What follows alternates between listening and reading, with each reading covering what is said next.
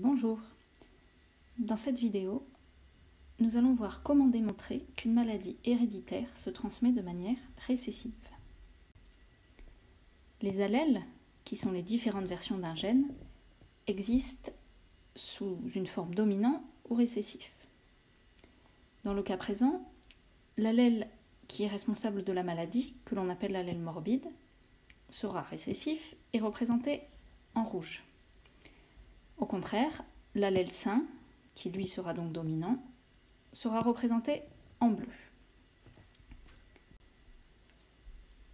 Un individu possède deux copies de chaque gène, deux allèles, l'un d'origine maternelle et l'autre d'origine paternelle. En effet, pour la plupart des gènes, ils sont portés par des chromosomes que l'on appelle homologues, c'est-à-dire une paire de chromosomes. Je laisse de côté le cas des chromosomes sexuels, que nous verrons dans une autre vidéo. Un allèle récessif ne s'exprime que chez un individu homozygote, c'est-à-dire un individu qui possède deux allèles identiques. Donc ici, les deux allèles récessifs en rouge. Dans ce cas, son génotype sera noté petit m, m signifiant morbide est noté en minuscule car il s'agit d'un allèle récessif. Et ce double génotype petit m conférera un phénotype malade. Un allèle dominant, lui, peut s'exprimer même s'il n'est présent qu'en un seul exemplaire chez un individu. On appelle ce type d'individu possédant deux allèles différents des individus hétérozygotes. Dans ce cas-là, le génotype est petit m grand S, majuscule pour exprimer la dominance et S signifiant sain.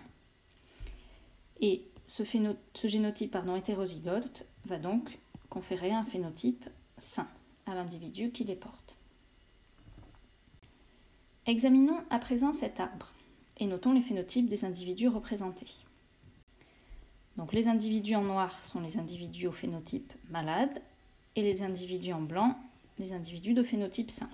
On a donc un enfant malade et ses deux parents sains. Comme en mathématiques, on va raisonner par l'absurde, c'est-à-dire que l'on va faire une hypothèse et montrer que si on part de cette hypothèse et que l'on étudie l'arbre, alors on arrive à une contradiction. Ce qui voudra donc dire que l'hypothèse initiale était fausse. Faisons donc l'hypothèse que l'allèle morbide, dans le cas de la maladie considérée, est dominant, c'est-à-dire qu'on va le noter M majuscule. On a ici un enfant malade. Enfant malade, de phénotype malade, signifie qu'il possède au moins un allèle conférant la maladie, un allèle morbide. Mais cet allèle morbide, il l'a hérité de l'un de ses parents.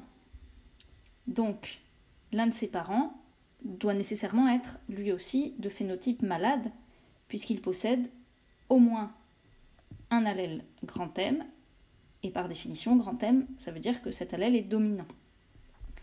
Or, on le voit bien ici, les deux parents sont sains. Donc, avec l'arbre qui nous est donné et l'hypothèse de départ, on aboutit à une contradiction. Finalement, on peut donc conclure que l'hypothèse de départ était fausse et que si l'allèle morbide n'est pas dominant, alors il est évidemment récessif. En conclusion, si dans un arbre on observe un enfant malade mais dont les deux parents sont sains, alors on peut conclure que l'allèle morbide est récessif. Attention, dans le cas d'un véritable exercice de génétique, on a des arbres plus compliqués avec plusieurs individus, plusieurs générations, donc il faudra bien mentionner de quel enfant on parle et de quels parents on parle, grâce aux coordonnées de chacun de ces individus dans l'arbre.